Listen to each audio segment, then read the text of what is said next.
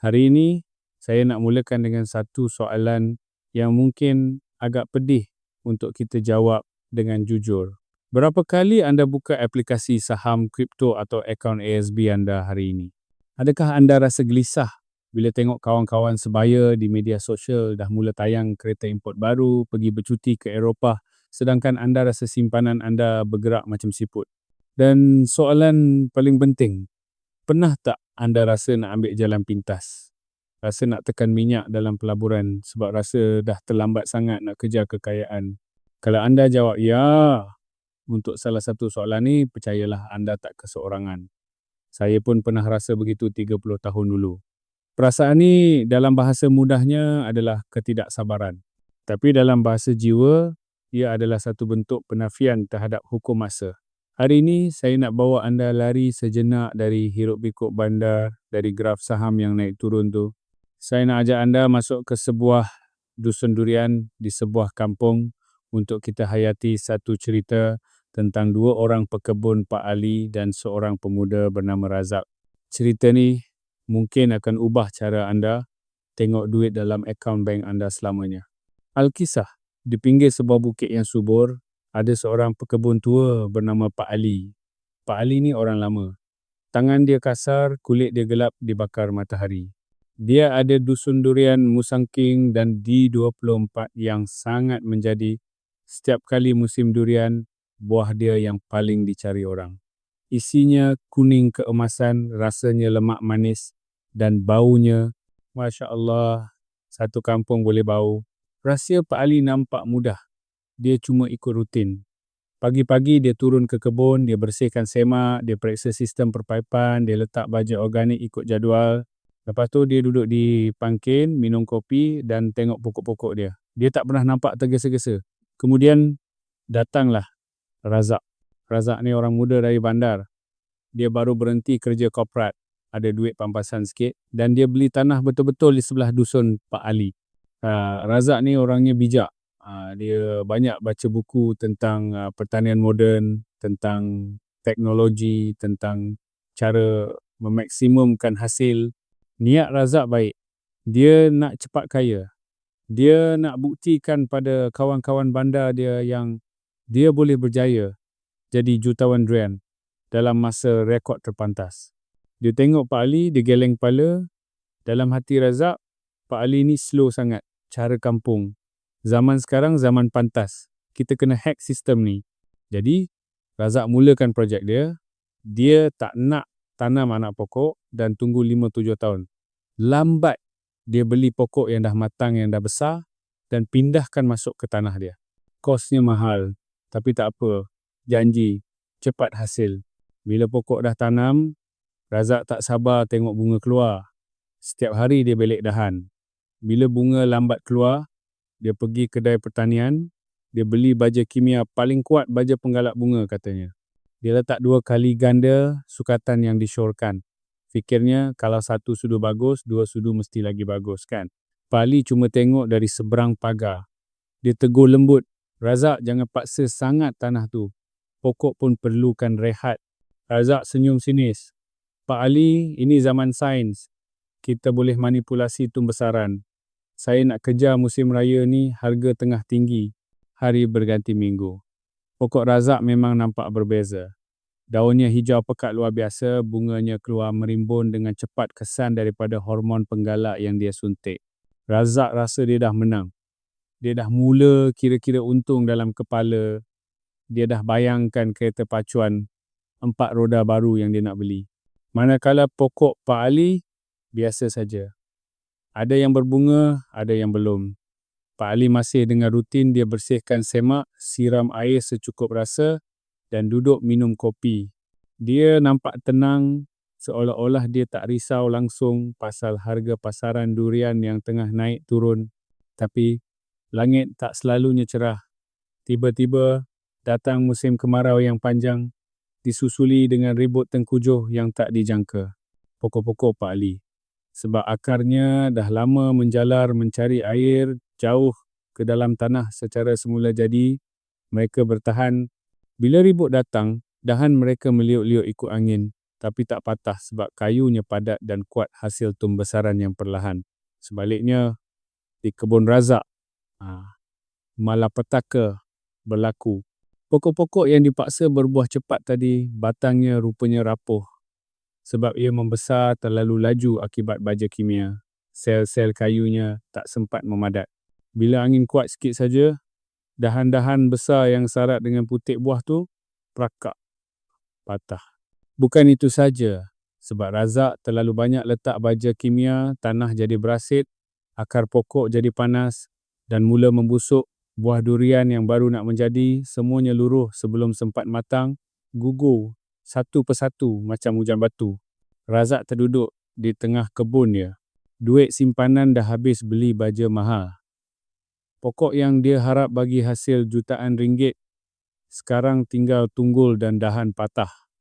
Buah yang ada pun, bila dia kopek, isinya mengkal. Keras, tak ada rasa. Dia cuba peram, dia cuba paksa buah tu masak, tapi tak boleh. Masa tu Pak Ali datang berjalan perlahan-lahan. Di tangan Pak Ali ada sebiji durian yang baru gugur sendiri pagi tadi. Baunya harum semerbak. Razak pandang Pak Ali dengan mata berair. Dia tanya, "Pak Ali, saya dah buat semua benda. Saya bagi baja paling mahal. Saya jaga siang malam. Saya siram lebih dari Pak Ali. Kenapa jadi macam ni? Kenapa pokok Pak Ali elok je?" Suasana sepi seketika. Bunyi cengkerik dan angin saja kedengaran. Pak Ali letak durian tu di depan Razak. Dia duduk mencangkung, menepuk bahu anak muda tu. "Razak," kata Pak Ali dengan suara dalam. "Kau cuba perah buah yang belum masak. Kau takkan dapat jus. Kau cuma akan dapat tangan yang sakit. Kau cuba paksa pokok membesar ikut nafsu kau. Kau sebenarnya sedang membunuh jiwa pokok tu." Pak Ali menyambung lagi. "Alam ni ada hukum dia, Razak. Orang putih panggil laws of nature, kita panggil sunnatullah. Pokok ni dia tak peduli kau nak cepat ke, kau nak pakai kereta baru ke. Dia cuma akan berbuah bila dia dah cukup kuat. Bila akar dia dah cukup dalam." Kata-kata Pak Ali tu bukan sekadar pasal durian. Ia menusuk terus ke jantung hati Razak. Dan kalau kita renung dalam-dalam, ia sebenarnya menusuk ke jantung hati kita, juga kita yang sedang mengejar kekayaan di pasaran saham, hartanah dan kerjaya. Di sinilah bermulanya krisis sebenar, Razak. Bukan krisis kewangan semata-mata, tapi krisis kefahaman tentang bagaimana dunia ini sebenarnya berfungsi. Tuan-tuan dan puan-puan sekalian, lihatlah keadaan Razak tadi. Dia bukan malas, dia rajin, dia bukan tak pandai, dia berilmu, tapi dia gagal sebab satu perkara, dia cuba menipu masa. Dia cuba melanggar fitrah. Dalam dunia kewangan dan pelaburan kita hari ini, berapa ramai antara kita adalah Razak. Kita melabur dalam skim cepat kaya sebab tak sanggup tunggu pulangan 600 tahun di ASB atau tabung haji. Kita main saham goreng sebab nak untung hari ini juga, tak nak tunggu syarikat tu membesar secara organik. Kita buat hutang jahat untuk nampak kaya, ibarat Razak yang menyuntik hormon pada pokok supaya nampak subur luaran tapi akarnya busuk di dalam. Pak Ali tadi mengajarkan kita satu falsafah yang sangat besar. Dia faham tentang seasonality atau bermusim. Imam Al-Ghazali dalam membicarakan tentang penyakit hati menyebut tentang gurur atau tipu daya. Salah satu bentuk tipu daya adalah bila manusia rasa dia boleh mengawal rezeki dengan semata-mata usaha fizikalnya tanpa menghormati proses dan ketentuan Tuhan. Sifat gelojoh Razak itu berpunca daripada nafs ammarah, nafsu yang mendesak-desak. Nafsu ni dia tak kenal perkataan sabar. Dia nak sekarang, tapi lihatlah alam. Alam tak pernah tergesa-gesa.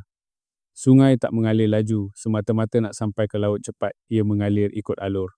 Padi tak masak dalam semalam. Bayi dalam kandungan pun perlukan 9 bulan. Tak boleh dipendekkan jadi 3 bulan walaupun ibu tu makan vitamin banyak mana pun. Dalam kewangan moden, konsep ini selari dengan apa yang disebut oleh pemikir seperti Nassim Taleb. Taleb bercakap tentang konsep anti-fragility. Pokok Pak Ali itu anti-fragile. Kenapa? Sebab ia membesar perlahan-lahan, ditiup angin, dipanaskan matahari. Akarnya diuji sikit demi sikit setiap hari. Bila ribut besar datang, ia bertahan. Pokok razak pula fragile, rapuh. Ia nampak besar sebab dipaksa, tapi ia tak pernah diuji. Bila krisis datang macam pasaran saham jatuh atau ekonomi meleset, kekayaan yang dibina secara pantas dan paksa ini akan hancur sekelip mata. Ingat ini tuan-tuan, kekayaan itu ibarat buah durian. Anda tak boleh picit buah durian yang muda supaya ia jadi masak. Anda cuma akan rosakkan buah tu. Anda kena tunggu ia luruh. Tugas anda bukan memaksa buah tu luruh. Tugas anda adalah menjaga pokoknya, jaga akarnya, jaga bajanya, jaga airnya. Dalam konteks duit kita, pokok itu adalah modal dan ilmu kita. Akar itu adalah disiplin dan kesabaran kita. Buah itu adalah pulangan atau compounding interest. Morgan Housel, penulis Psychology of Money, pernah kata, compounding is the magic, but time is the ingredient. Ramai orang nak magis tu tapi tak nak bagi ramuan utamanya, iaitu masa. Jadi, macam mana kita nak ubah perangai razak dalam diri kita ni? Macam mana nak jadi tenang macam Pak Ali? Saya nak cadangkan 3 langkah praktikal yang tuan-tuan boleh buat hari ini juga. Pertama, berhenti gali semula benih. Pernah tengok orang tanam benih? Lepas tu setiap hari dia korek tanah nak tengok benih tu dah tumbuh ke belum? Mesti benih tu mati kan? Dan sama juga dengan pelaburan. Kalau anda jenis yang melabur jangka panjang macam unit amanah, saham blue chip atau emas, tolonglah padam aplikasi trading tu dari skrin utama telefon anda. Berhenti semak harga setiap jam. Tindakan melihat harga setiap hari itu hanya akan menyuburkan emosi ketakutan dan tamak. Biar benih tu duduk diam dalam tanah. Kedua, fokus pada apa yang anda boleh kawal. Effort versus result. Razak, cuba kawal bila buah nak keluar. Itu kerja Tuhan, kerja alam. Pak Ali pula fokus pada baja apa nak letak hari ni. Dalam kewangan, jangan stres pasal berapa pulangan pasaran tahun ni. Pasaran naik turun, itu di luar kawalan kita.